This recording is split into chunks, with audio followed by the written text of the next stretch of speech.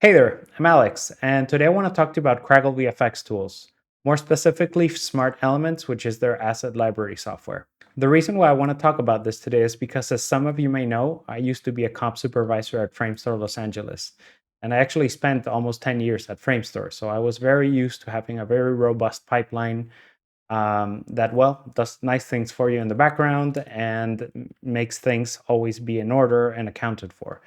So when I left in 2023 to go freelance, even though the studios I've gone to have pipelines, I ended up doing some of the work locally on my machine, which in turn made me look for, well, sort of a pipeline for me to have at home. This drove me to Craggle VFX. And yeah, so I guess summer 2023, I ended up purchasing their SmartLive, which is a shot management tool. And I just quickly fell in love with it. Like it's light enough, but robust enough that it does everything I need and I want to do.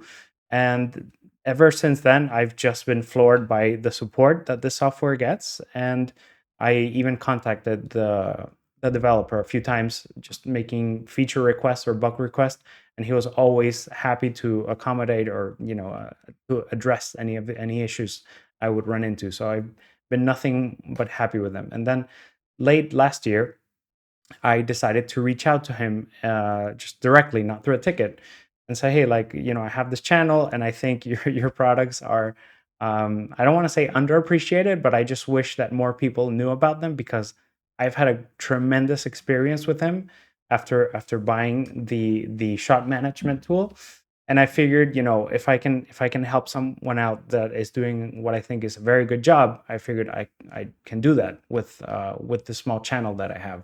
So after I reached out to him, he offered to give me a studio license, which is a license that has access to all of his tools. And if you go on the website, you'll see there's a lot of them. So there's a lot of interesting stuff here. I haven't used all of them. I've only installed a few, and I can't live with a couple without a couple of them. Like I'm really really happy with them.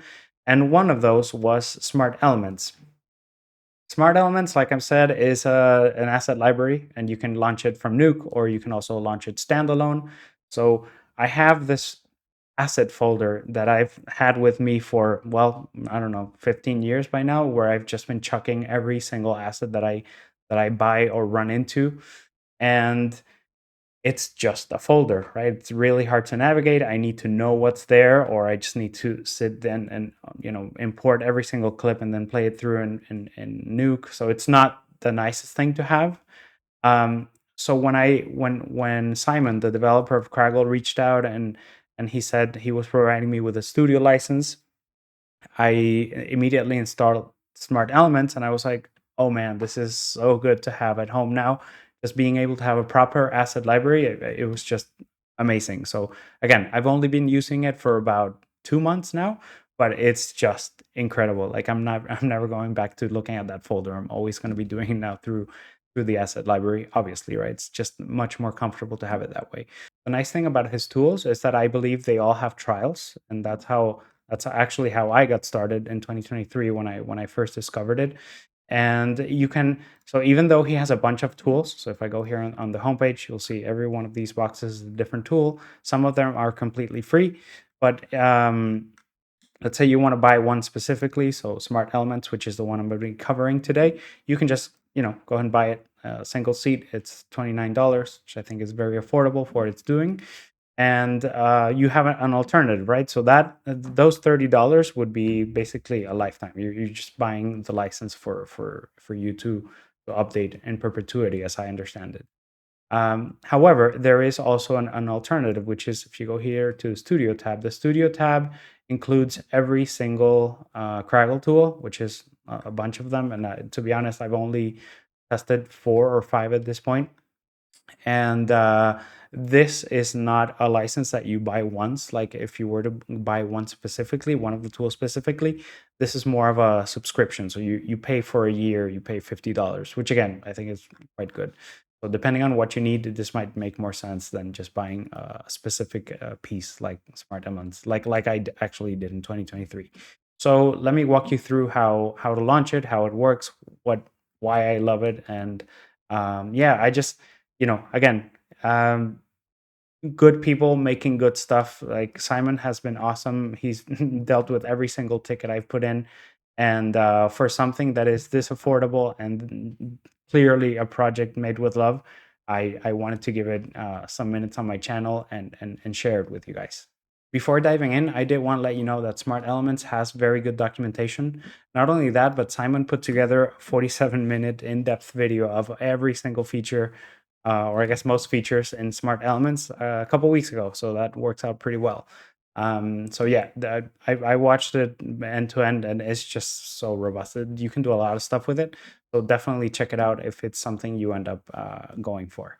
When you install it, what you'll see is that you have a Craggle menu now at the top, and then you see we have Smart Elements, and you can just open Smart Elements, or you have a hotkey, which is Control period by default. So once you do that, it'll populate, right? You have your asset library launch, and you can see any asset you hover, you'll get a preview for. And most of these things can be edited. So mine is potentially edited a bit. Like I have changed some settings as I use it. And the nice thing about this is that everywhere you hover, you get an explanation of what you're looking at. So you have your lists, you have your stacks, and then all of these settings up here, you don't have to guess or go to documentation. Like it's nicely explained on all of these pop-ups. So there's that. That's actually quite nice. I've gone ahead and I've created a demo asset library just for this video, just so that we don't deal with the bigger one that I use for myself. And that's actually also kind of neat. Like I can see a world where building different ones is something that that could be useful depending on the type of work you're doing. So I have my main asset library, and then I've just populated this demo one with a few of my assets. So as you can see, you have your navigation here on the left, which is where you're going to be finding everything that you have on your asset library. So you can just double click on any of these, and then you'll see it'll populate. And then, like I was saying, as you hover over things, it'll just give you a preview of what's happening, of what the asset looks like. There's also, like, if you hold the Alt key, right, you have and you keep it, you keep holding it, then you can just scrub through the asset, which is actually quite nice, and then you get some more information. And there's also, I believe it's called the sidebar, or yeah, there we go. So we click that button here. Any asset you click, then you can have that same preview where you can just scrub through, and you have some options of showing things like, repopulate this, things like how many frames, the name of the asset, and then you can also see things like resolution and then the file extension. So yeah, it's pretty nice. Again, all of that can be modified, and the place to modify it would be down here in the cogwheel. So you have full settings, and you can just do a complete deep dive on all the things you can do here. So I'm just gonna go back here to my home. And then I guess the other important thing here is that you can change the zoom level, like depending on how many assets you have. So let's find a bigger one here with the muscle flashes. See, so you just need to change the size for it. So you can do that, and then you also have options for how many assets you want to show or not. You can page one, page two, depending on how many assets you have. So I usually like to keep it fairly large. It's easier to see. And like I said, I'm really happy having this at home now. So how does this work in terms of finding assets? Because there's no clear search bar at the top. It's actually hidden down here. So you have tags when you ingest any assets. So you have tags, and you have some filters you can do. So if you click here the search tags, let's say I'm going to look for embers, right? And if I click that, you'll see I'll have results for every single ember asset that I've tagged with the embers tag, right? So pretty nice and pretty clear. So I'm going to go ahead and clear that up. I'm going to close the search, and I also want to show you that if your lists get very massive, you can just do search list here. So this is not an asset search; it's a list search. So the neat thing about this is that you don't necessarily have to bring in videos or image sequences. You can also bring in tool sets. So if I go here to my tool set, you can have something like, let's say you have a particle smoke setup that you like, you can just drag it in, and then that way you can do it. Of course, usually that's going to be something you save into your tool set. But this is an alternative that it has a nice addition to it that you can add a picture to it. So there might be setups that you don't touch often, and just having them somewhere visually, I think, is something I'm going to start having a separate copy of. Um, Mainly because sometimes when you save a tool set, you're not necessarily saving inputs. So if you have an image, let's say for the frost tutorial I did, right? Let's say I wanted to save that, I could potentially just save it here as a tool set, and that will include any read notes that actually wouldn't necessarily be saved properly if I'm just dumping that into my gizmos folder. So you also have the option of doing 3D models, right? So there's this model that I've been using for ages, which is just a model of a guy, which I use whenever I want to make sure that my scale is looking correct in my 3D scene. So I just pop him in, and it's, I guess it's just nicer to have him that way than having to navigate to the folder where I have it, which is nestled within 100 other folders. Another thing you can do here is you can assign colors to lists, like I've done here for my listing list. So the reason why I do that is because there might be lists that you access all the time, and this is one that I use quite a bit, so I just assigned it a color. Let me show you how to ingest and how that stuff works. I'm gonna bring in here. I went into Action VFX and I just downloaded the free assets for the dust wave. And all you need to do is you can just grab the folder or the individual assets and just drag them in like you would expect. And then from here, what you want to do is you want to select the list. So let's say because we don't have anything that more or less matches that stuff, I'm just going to click here and say new list, and I'm going to say dust waves, or I'm just going to call it dust, right? And then for tags, I'm going to call it dust wave, right? So that we have that information there. And you see, because I'm doing it at the very top level, it's going to be doing it for every single asset, but you can go in here and modify each one individually. And again, this is all covered in documentation in that great video that's already posted on their YouTube. So once you're here, what you can do is you can select if there's if you decide not to ingest some, you can just turn them off here. And then this is what's pretty interesting, because these are all MP4s. In this case, you can decide to either transcode or not transcode, right? So in this case, just so that it's quick, I'm gonna give you a quick demo just with one asset, so that you can see how that works. So I'm gonna say here dust wave, and again I'm gonna call it did it save? Yes, dust. I'm gonna say here dust wave.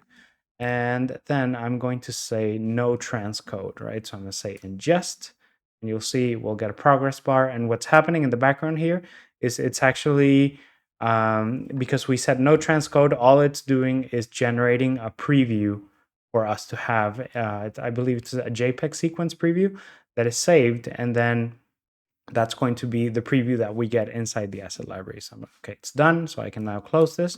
Now, if we go to our dust list here, you see we have our dust element. So that's pretty neat.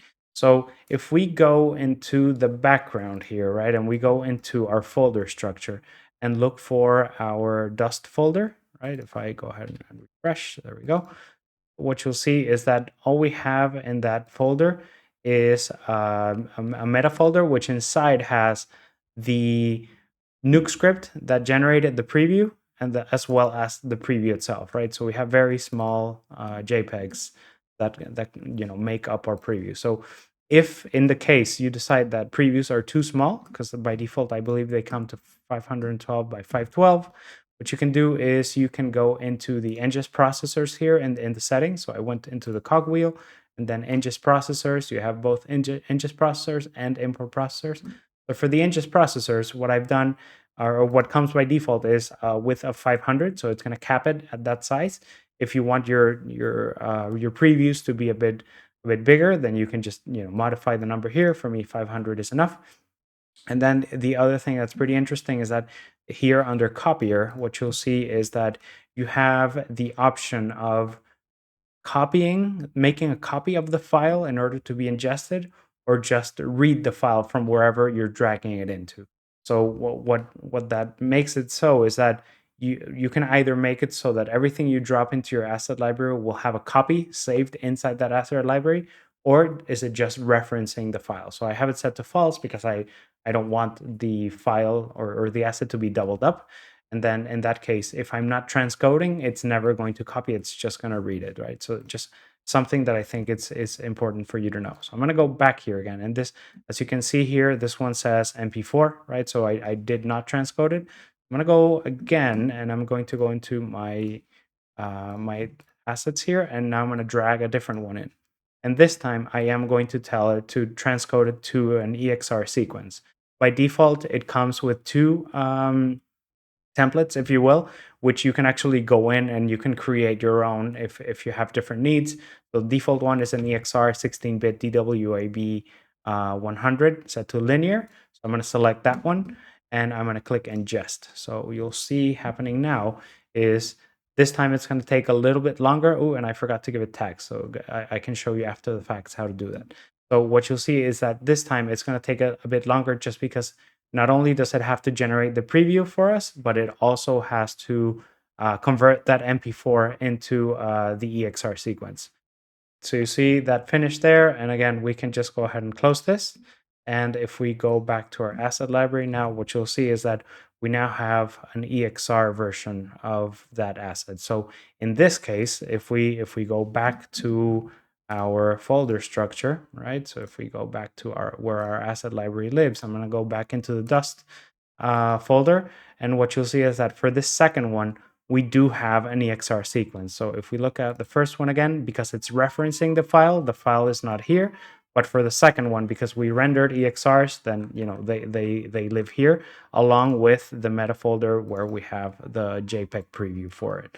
So okay, now if I remember correctly, I forgot to give this a tag for the second one. So you can just you can right click and then go to tags, tag editor, and you can just say here dust wave, enter. And then if we go here on the side again, what you'll see is that now it should have, there you go, it has the dust wave tag. So if you wanted to add a 3D model to the asset library, it's the exact same thing without the transcodes. So I'm going to go ahead and select an FBX that I have here of another person model that I have, and I'm going to put it under 3D models. I'm going to call this woman. It's a woman. No transcode, obviously, because it's an FBX. So I'm just going to say ingest. It's just going to take a second. It doesn't even need to generate a preview because it's, of course, not an image. And if we go to our 3D models now, what you'll see is that we have our second asset here. So if you right click, you can actually just go ahead and rename it, because in this case, the name is not terribly friendly. So I'm just going to go ahead, right click, and I'm going to say rename, and I'm going to say woman. So now we have woman and man. You refresh, there we go. You have it. So the not so nice thing about doing it this way for specifically for me is that if you go ahead and drag this into your comp, yes, you're gonna get your geometry, right? Why I don't like doing it this way is because I'm more interested in having the geometry and the texture.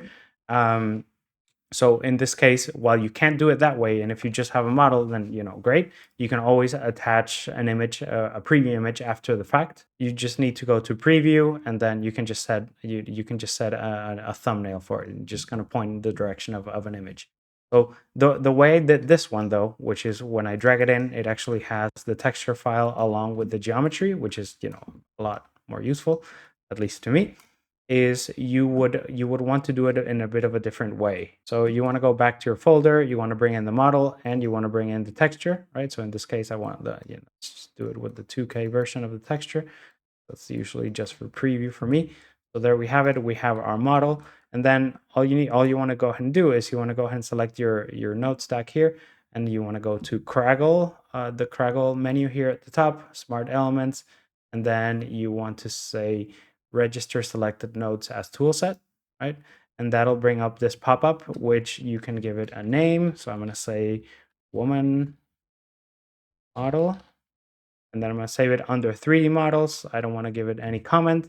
And then you can decide if you want to give it an image. You can just point in if you click here, it's going to give you the option to point in the direction of an image. And then if I say register, right, I'm going to say it's registered successfully. So I'm going to go ahead and launch the asset library again, which I actually think I still have open. There we go.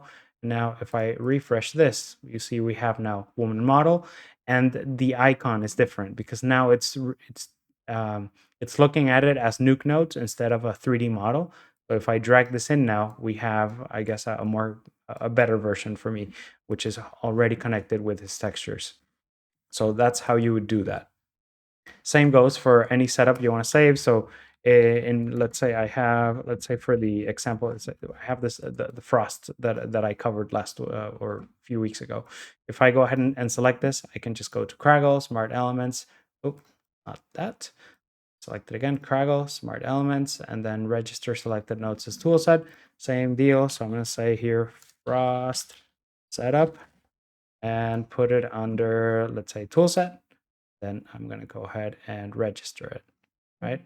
If we go back to our asset library now and go under toolset and refresh, you'll see we have our frost setup. So let's say I want to save, I want to give this an image. So I would just say right click here, and then I would go to preview, replace thumbnail. And then I'm just going to select the thumbnail I used for that video, right? So if I do that, see, now we have an image preview here, and then if I just go here into my script, I can just drag it in at any point, and then I have it. So that's why I like the idea of having some setups saved with an image, because you might not remember what they were exactly. Again, it's just an option, and because of the way the software is set up, you can actually have it set up for many different people, and you can actually share stuff through the asset library. So again, it makes it nicer to be able to have images attached to certain setups. So now that you've seen how to add things and how to ingest things, another thing that's important for you to know is that you can, of course, you can just delete stuff, right? So you can just right click and say move to trash. So I'm going to go ahead, move it to trash. And then you have a trash list here, which I have certain assets that didn't ingest properly. So I can, and as well as our frost that we added.